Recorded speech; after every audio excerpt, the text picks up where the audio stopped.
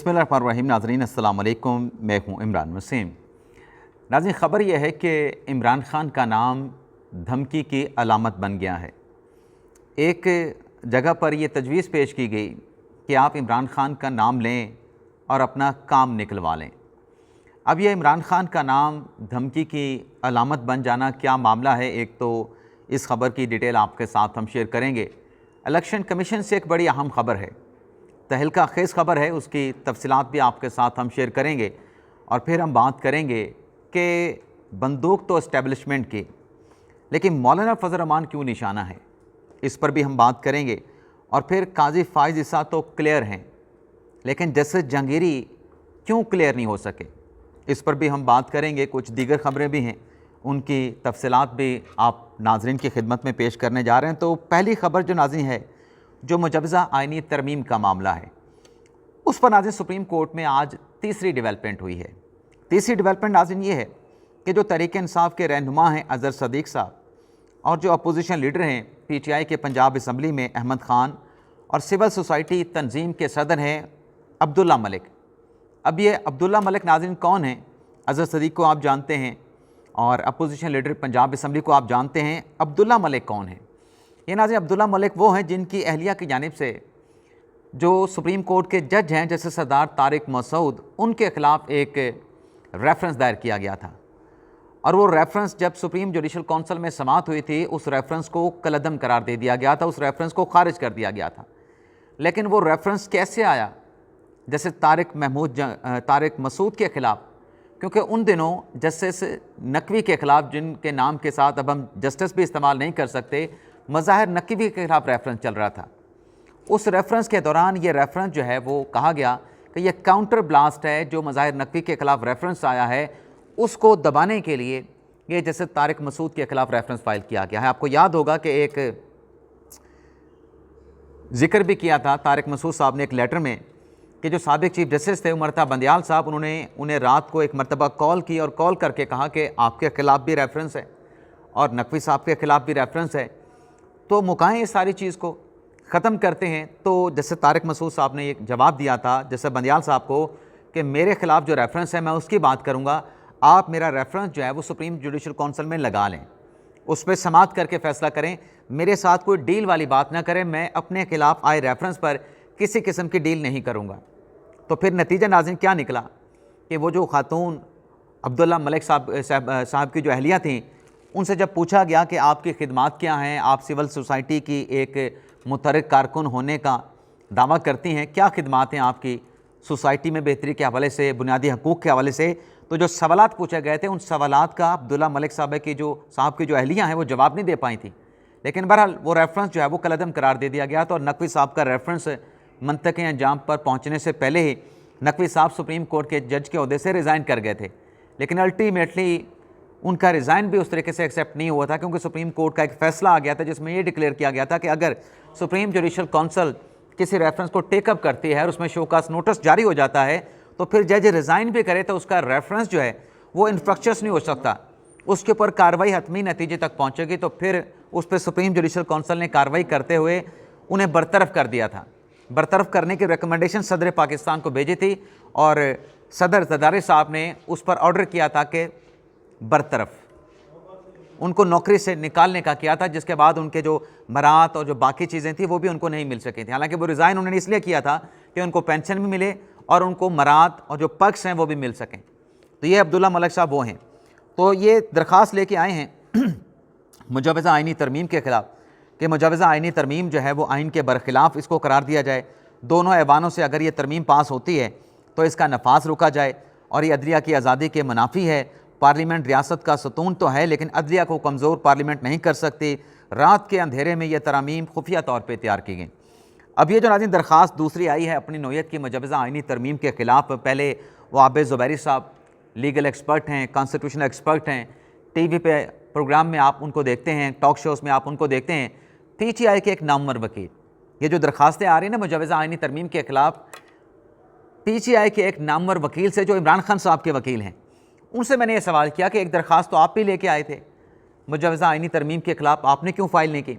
उसने कहा मैंने पटिशन तैयार तो की थी, लेकिन डर ये था कि ये आइनी तरमीम अतवार के रोज़ पास करवा ली जाएगी। लेकिन चूँकि वह पास नहीं हुई तो मैंने आइनी तरमीम के ख़िलाफ़ पटिशन फाइल नहीं की। मैंने कहा ये अज़हर सदीक़ और बाकी लोग तो दायर कर रहे हैं, आबिद ज़ुबैरी साहब भी दायर कर रहे हैं। उसने कहा मेरा दिमाग नहीं ख़राब, मैं अक्लो वेला नहीं, जब आइनी तरमीम पास होगी तब यह दरख्वास्त काबिल समात हो सकती है। उससे पहले इस नौइयत की जितनी भी दरख्वास्तें हैं ये फ़जूल एक्सरसाइज हैं, ये काबिल समात ही नहीं है, ये समात के लिए मुकर्रर नहीं होंगी, ये टेकअप नहीं हो सकती, इस पर बेंच नहीं बन सकता, इसकी फिक्सेशन नहीं हो सकती।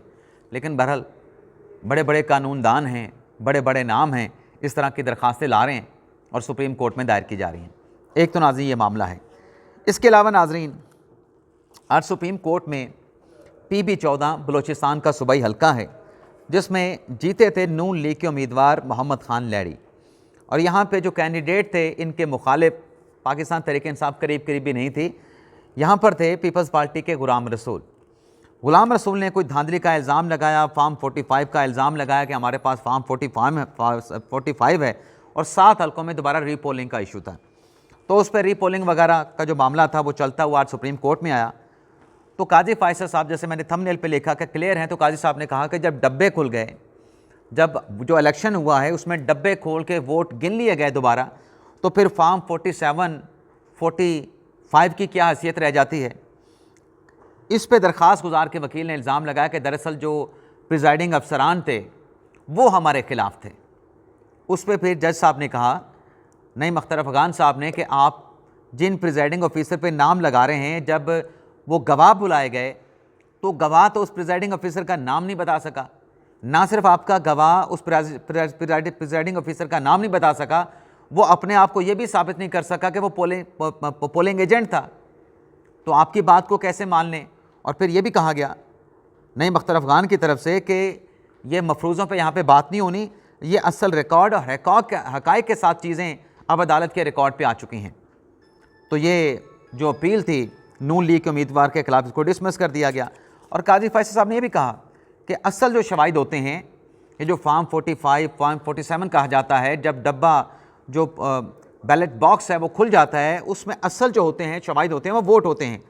दोबारा गिनती का कोई इल्ज़ाम यहाँ पे नहीं, दोबारा जो गिनती हुई उस पर कोई इल्ज़ाम नहीं लगाया गया, हक़ाइक़ के ऊपर फैसला हम कर रहे हैं।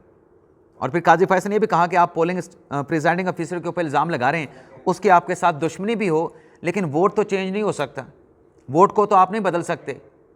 दोबारा गिनती में भी नून लीग के उम्मीदवार के वोट निकले हैं, आपके वोट नहीं निकले। तो ये काजी साहब फार्म 45 और फार्म 47 के हवाले से क्लियर हैं।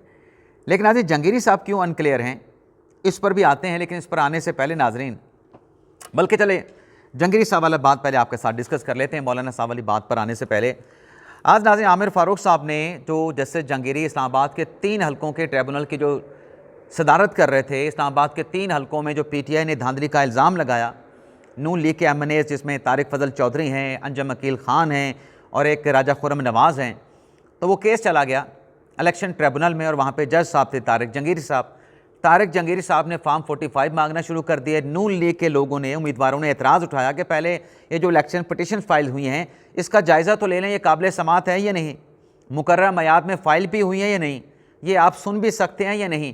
क्योंकि कानून ये कहता है कि अगर इलेक्शन पटिशन जो है इलेक्शन ट्रिब्यूनल में मुकर्रर मयाद के दौरान दायर नहीं होती तो इसी एक नुक्ते के ऊपर ये दरख्वास्त डिसमिस हो सकती है, चाहे कितना ही बड़ा, कितना ही मजबूत धांधली का मुकदमा क्यों ना हो। आपने बर वक्त अगर इलेक्शन ट्रिब्यूनल से रजू नहीं किया तो आपकी दरख्वास्त इंटरटेन नहीं की जा सकती। लेकिन जंगीरी साहब ने उस चीज़ को टेकअप नहीं किया और फार्म 45 मांग लिए तमाम उम्मीदवारों से। तो नून लीग के उम्मीदवार चले गए इलेक्शन कमीशन में कि ट्रिब्यूनल जो है, जो हमारे खिलाफ कार्रवाई कर रहा है, यकतरफा तौर पे चला रहा है, हमारे एतराज़ात हैं, हमारे एतराज़ात को नहीं सुना जा रहा, और भी कुछ सख्त अल्फाज भी इस्तेमाल किए गए। जैसे जंगीरी साहब के खिलाफ दायर की गई इलेक्शन कमीशन में पटिशन में, उस पर आपको याद होगा कि जब इलेक्शन कमीशन ने फैसला डिक्लेयर किया कि जंगीरी साहब इस ट्रिब्यूनल को अब हेड नहीं करेंगे, उनकी जगह पे नया ट्रिब्यूनल बनेगा, तो तहरीक इंसाफ के लोगों ने इस ट्रिब्यूनल के हवाले से इलेक्शन कमीशन के फैसले को इस्लामाबाद हाई कोर्ट में चैलेंज कर दिया। आमिर फ़ारूक साहब ने समाअत की और समाअत के दौरान जब इलेक्शन कमीशन में अंजम अकील ख़ान नून लीग के उम्मीदवार की दायर की गई पटिशन का जब जायज़ा लिया गया, उसको पढ़ा गया, तो कुछ ऐसे अल्फाज थे, कुछ ऐसे इल्ज़ामात थे जिस पर जस्टिस आमिर फ़ारूक साहब ने अंजम अकील ख़ान को तौहीन अदालत का शोकस नोटिस भी दिया। अंजुम अकील ख़ान ने उस शोकास नोटिस के ऊपर गैर मशरूत माफ़ी भी मांगी। लेकिन आज इस केस का जो महफूज किया गया फ़ैसला था वो जस्टिस आमिर फ़ारूक साहब ने अनाउंस कर दिया है, जिसमें दोबारा ये जो मामला है कि ये जहांगीरी साहब भी चलाएंगे, जहांगीरी साहब नहीं चलाएंगे, ये मामला दोबारा इलेक्शन कमीशन की कोर्ट में ट्रांसफ़र कर दिया गया है। इलेक्शन कमीशन को रिमांड कर दिया गया है कि दोबारा इलेक्शन कमीशन जो दरख्वास्तें हैं इलेक्शन ट्रिब्यूनल के ख़िलाफ़ नून लीग के उम्मीदवारों की, उनको सुने और उसमें पीटीआई के जो रिस्पोंडेंट साइड पे उम्मीदवारान हैं उनके वकला को भी सुने और सुनने के बाद दोबारा फ़ैसला करें। वैसे इस फैसले के बाद जो पाकिस्तान तहरीक इंसाफ का मौक़िफ़ है अनऑफिशियली वो ये है कि अभी फ़ैसला अनाउंस तो कर दिया गया आमिर फ़ारूक साहब की तरफ से, लेकिन तहरीरी फ़ैसला चूँकि जारी नहीं किया गया, तहरीरी फ़ैसला आ जाए, उस तहरीरी फ़ैसलों को सुनने के बाद हम इस पर फ़ैसला करेंगे आया कि किस फ़ैसले के ख़िलाफ़ हमने सुप्रीम कोर्ट जाना है या सुप्रीम कोर्ट नहीं जाना है। तो एक ये फ़ैसला भी आया है कि एक जज साहब जो हैं वो इस ट्रिब्यूनल की सदारत करेंगे नहीं करेंगे, केस को आगे चला सकेंगे नहीं चला सकेंगे, तो ये मामला अभी भी अनक्लियर है। वैसे ये हो सकता है कि जहांगीरी साहब जो समात है तहरीक इंसाफ के उम्मीदवारों की दरख्वास्तों पे उसको शुरू कर दें, इलेक्शन कमीशन इस दौरान इस केस को टेकअप करके इस केस का फ़ैसला कर दे तो फिर मामला दोबारा ज़ीरो पे आ जाए। तो ये इस तरीके से नाज़िम मामला चल रहा है। अब आ जाते नाज़िम मौलाना फजल रहमान साहब वाली जो बात है कि इस्टेब्लिशमेंट की बंदूक है और मौलाना फजल रहमान साहब निशाने पे हैं। इसके बाद फिर इलेक्शन कमीशन से जो बड़ी खबर है उसकी डिटेल आपके खिदमत में पेश करेंगे और फिर आपको ये भी बताएंगे कि इमरान खान साहब का नाम कैसे धमकी की अलामत बन गया है। मामला नाज़िम ये है कि पिछले चंद महीनों से जो प्रोपोगेट किया गया कादिर फायसा के ख़िलाफ़ कि वो एक्सटेंशन चाहते हैं, अब वो आइनी तरमीम का मसवदा सामने आया है, उस पर एतराज़ात उठे हैं, तो ये क्लियर हो गया है काजी फायसा साहब की एक्सटेंशन नहीं हो रही। एज बढ़ाने के ऊपर भी एतराज़ात आ चुके हैं और उन्हें और ये भी किसी जगह पे नहीं लिखा हुआ था कि उनको आइनी अदालत का चीफ जस्टिस बनाया जाएगा, किसी जगह पे डिक्लेयर नहीं था। ये ओपन हैंडेड था, कहीं बात नहीं हुई, कहीं तजवीज़ नहीं आई, आइनी तरमीम मुजवज़ा में नहीं लिखा गया कि काजी फाइज ईसा इस आइनी अदालत के सरबराह होंगे। तो ये सब कुछ क्लियर हो गया। अब जिन लोगों ने प्रोपोगंडा किया कि काजी फाइज साहब को चीफ जस्टिस बनाना है या तो सुप्रीम कोर्ट के चीफ जस्टिस के तौर पे 3 साल को उनको तोसी मिल जाएगी, बाकी सबके साथ वो भी 3 साल मज़ीद इंजॉय करेंगे, या फिर उनको आइनी अदालत का चीफ जस्टिस बना दिया जाएगा। कौन सा लफ्ज़ है, कौन सा जुमला है, कौन सा प्रोपोगंडा है जो इस मामले के ऊपर काजी फायसा के ख़िलाफ़ नहीं किया गया? अब चूँकि सारी चीज़ें क्लियर हो चुकी हैं, ख़बरें जो बनाई गई, जो घड़ी गई, वो झूठी साबित हो चुकी हैं, प्रोपोगंडा जो है वो बेनकाब हो चुका है। अब एक नया शोशा छोड़ा गया है, एक नया प्रोपोगंडा बनाया गया है कि ये जो मौलाना फजल रहमान साहब ने काजी फायसा साहब पे जो एतराज़ किया है कि उनको चीफ जस्टिस ना बनाया जाए या उनकी मुद्दत मुलाजमत में तोसी ना की जाए, ये मौलाना साहब ने इस्टेब्लिशमेंट के इशारे पे किया है। यानी अब अपना प्रोपोगंडा नाकाम होता देख के, अपना प्रोपोगंडा झूठा साबित होता देख के, अब वो इस्टेब्लिशमेंट का कंधा इस्तेमाल करके मौलाना फजल रहमान साहब को निशाना कर रहे हैं कि ये इस्टेब्लिशमेंट ने, मौलाना फजल रहमान ने कहा और मौलाना फजल रहमान ने इस्टेब्लिशमेंट के कहने पे काजी फायसा साहब का नाम रिजेक्ट कर दिया।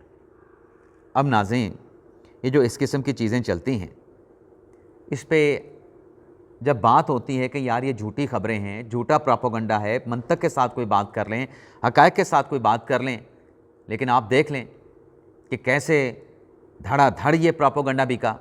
सोशल मीडिया पे बहुत ज़्यादा, नेशनल मीडिया पे थोड़ा सा कम बिका, लेकिन बेचा गया। अब जब अपनी खबर झूठी निकल रही है, अब जो बंदूकों का या तोपों का रुख है वो इस्टेब्लिशमेंट और मौलाना फजल रहमान की तरफ मोड़ दिया है। अब इनसे अगर इस चीज़ का सबूत मांगा जाए तब इनके पास कोई सबूत नहीं होगा कि आप ये जो खबर दे रहे हैं, आपके पास इसका क्या शवाहिद हैं, क्या डॉक्यूमेंट्स हैं आपके पास, बेस क्या है जिस बेस के ऊपर आप इतना बड़ा इल्ज़ाम लगा रहे हैं, किधर है वो तोसी, किधर है इस्टेब्लिशमेंट का कहना मौलाना फजल रहमान को और मौलाना फजल रहमान का उस पर एतराज़ उठाना। मौलाना फजल रहमान अगर इस्टेब्लिशमेंट के कहने पर इतने लगे होते तो फिर मिलिट्री कोर्ट्स वाली तजवीज़ भी मान लेते, फिर ये आइनी तरमीम संडे के रोज़ पास हो जाती। फिर क्यों पास नहीं हुई? फिर पास हो जाती, सिर्फ नाम ही निकालना था ना। नाम तो था भी नहीं काजी फायसा का उन आइनी तरमीम में, सिर्फ एक आपस में बैठ के नेगोशिएशन ही होनी थी कि ये ऐसा हम नहीं करेंगे, बस आप वोट दें। तो मौलाना फजल रहमान साहब वोट दे देते अगर इतना आसान था। एस्टेब्लिशमेंट के कहने पे मौलाना कर रहे थे। मतलब जो आपके दिल में आए, आपने अपना जवाज़ घड़ने के लिए, एक एजेंडे को आगे बढ़ाने के लिए, एक प्रोपेगंडे के नाकाम होने के बाद दूसरा प्रोपेगंडा आपने शुरू कर दिया। तो ये आप उन लोगों को खुद पहचानें कि ये लोग कर क्या रहे हैं, सिर्फ डॉलर कमा रहे हैं, डॉलर कमा रहे हैं और दूसरों के ऊपर इल्ज़ामात लगा रहे हैं। और जब कहा जाता है कि रैपिड सोशल मीडिया, तो अब चीखना चिल्लाना शुरू कर देते हैं कि हमारे ऊपर बात क्यों कर दीजिए। ओ भाई, आपकी तो बात ही नहीं की, ये तो जो सनसनी सोशल मीडिया फैला रहा है उसकी बात हो रही है, लेकिन आपको क्यों लग रहा है कि वो आपके खिलाफ बात हुई है? इसका मतलब ये है कि वो तीर कहीं ना कहीं जाके निशाने पे लग रहा है, जिसके ऊपर शोरो होगा है, चीखे हैं, चिल्ला रहे हैं। तो ये आप देख लें, अब मौलाना साहब को निशाना बना लिया है और तोपें जो हैं वो एस्टेब्लिशमेंट की इस्तेमाल कर रहे हैं। इसके अलावा नाजरीन, इलेक्शन कमीशन की अगर हम बात करें तो जो मखसूस नशिस्तों का मामला है उस पर इलेक्शन कमीशन का इजलास जारी है कि सुप्रीम कोर्ट की 14 सितंबर की वजाहत के बाद अब फर्दर क्या करना है। इलेक्शन कमीशन का लीगल विंग जो है इलेक्शन कमीशन को ब्रीफिंग दे रहा है। लेकिन इस ब्रीफिंग के साथ साथ नाज़रीन एक और डेवलपमेंट हुई है। 2 पंजाब असम्बली के अरकान असम्बली हैं, मैं उनके नाम आपको बता देता हूँ। एक नाज़रीन जनाब अमीना हसन शेख हैं, ये ग़ालिबन मखसूस नशिस्तें इलेक्ट हुई हैं पंजाब असम्बली में। और इसके साथ साथ दूसरे मोहसन अयूब हैं। इनकी तरफ से 2 दरख्वास्तें इलेक्शन कमीशन में दायर की गई हैं कि ये जो इलेक्शन तरमीमी एक्ट आया है उस पर अमल दरामद करते हुए जो मखसूस सीटें आपने वापस ले ली थी नून लीग से या बाकी सियासी जमातों से, वो सीटें वापस की जाएँ, पहले वाला फ़ैसला रिवर्स किया जाए उनको डी नोटिफाई करने का। तो अब ये दरख्वास्त तहरीरी तौर पे आ चुकी है और ये इलेक्शन कमीशन के लीगल विंग की ब्रीफिंग भी थी इलेक्शन कमीशन को कि अगर कोई दरख्वास्त आए तो नया जो कानून बना है इलेक्शन एक्ट में जो तब्दीली की गई है वो बड़ा क्लियर है। पहले वाले लोग जो है वो बहाल हो गए हैं, लेकिन उसमें लीगल विंग ने यह तजवीज़ दी थी कि जब तक कोई दरख्वास्त ना आए खुद से इलेक्शन कमीशन इस मामले का नोटिस ना ले। अब ये तहरीरी दरख्वास्तें आ गई हैं, देखते हैं इस पर फर्दर क्या डेवलपमेंट होती है। लेकिन दरख्वास्तें तहरीरी तौर पर उन मखसूस नशिस्तों के हसूल के लिए नून लीग के MNAs ने MPs ने इलेक्शन कमीशन से रिजू कर लिया है। लेकिन ये सिर्फ फिर पंजाब असम्बली का फैसला नहीं होगा, फिर ऐसे होल इलेक्शन कमीशन को इसका फैसला करना पड़ेगा। और इसके साथ साथ नाजरीन, जो दूसरा मामला है, इलेक्शन कमीशन में आज तौहीन इलेक्शन कमीशन की समाअत हुई। बानी तहरीक इंसाफ इमरान खान के खिलाफ वीडियो लिंक के इंतजाम करने का कहा गया था, वीडियो लिंक के इंतजाम नहीं हो सके तो इस पर इलेक्शन कमीशन के हुकाम की जानिब से कहा गया कि अब क्या करें। नोटिस भी गया था, जवाब भी नहीं आया, वीडियो लिंक के इंतजाम भी नहीं किए गए। तो इलेक्शन कमीशन ने कहा कि क्यों ना जो जवाबदेह है, यानी बानी तहरीक इंसाफ इमरान खान तौहीन इलेक्शन कमीशन केस में जवाबदेह हैं, उनको नोटिस करके क्यों ना जो है वो तलब कर लिया जाए। जिस पे फवाद चौधरी साहब ने कहा, जिनके खिलाफ भी तौहीन इलेक्शन कमीशन का मुकदमा है, उन्होंने ये तजवीज़ पेश की कि बिल्कुल इमरान खान के नाम की आप धमकी लगाएं, इमरान खान के नाम की आप धमकी लगाएंगे तो फिर ये आपकी बात सुनेंगे, फिर वीडियो लिंक के इंतजामात भी हो जाएंगे, फिर उनको कैसे पेश करना है, किस चैनल से पेश करना है इमरान खान को, वो सारा कुछ हो जाएगा। बस आप इमरान खान के नाम की उनको बुलाने की धमकी लगा दें। इस पर इलेक्शन कमीशन ने कहा कि हम ऐसा कर तमाम चीज़ों को देख लेते हैं, अगर फिर भी कुछ ना हुआ तो हम खुद जाके वहाँ पर समाअत कर लेंगे, अडयाला जेल में जाके इस केस की समाअत कर सकते हैं। फवाद चौधरी साहब ने कहा कि आपको वहाँ जाने की ज़रूरत क्या है, आप इमरान खान के नाम की धमकी लगाएं, उनको बुलाने की धमकी लगाएं, वीडियो लिंक के इंतजामात हो जाएंगे। लेकिन बहरहाल इलेक्शन कमीशन ने इस मामले का सख्त नोटिस लिया है कि हमने वीडियो लिंक के इंतजामात करने का हुक्म दिया था, लेकिन वीडियो लिंक के इंतजामात नहीं किए गए। तो 9 अक्टूबर तक इस केस की समाअत को मुलतवी करते हुए जो अडयाला जेल की इंतज़ामिया है, जो पंजाब हुकूमत है, उससे नाज़रीन जवाब जो है वो तलब कर लिया गया है। इसके अलावा नाज़रीन जो एक और अहम ख़बर है, ज़ैन कुरैशी के ख़िलाफ़ जो मुकदमा दर्ज हुआ, उस मुकदमे के इंदराज के ख़िलाफ़ जो दरख्वास्त थी, chief justice Islamabad high court Aamir Farooq साहब ने समाअत करते हुए वज़ारत दाखिला, IG Islamabad, chief commissioner, secretary कौमी असम्बली को नोटिस जारी करते हुए उनसे 10 रोज़ में जवाब तलब कर लिया है। तो ये नाज़रीन आज का हमारा व्लॉग, आपसे ज़्यादा चाहेंगे लेकिन इलेक्शन कमीशन से जिस बड़ी ख़बर का इम्कान है रात के व्लॉग में या शाम के व्लॉग में, उस बड़ी ख़बर की तफसीलात और इलेक्शन कमीशन इजलास की अंदरूनी कहानी आपके साथ हम शेयर करेंगे। इजाज़त चाहते हैं नाज़रीन, अल्लाह हाफ़िज़।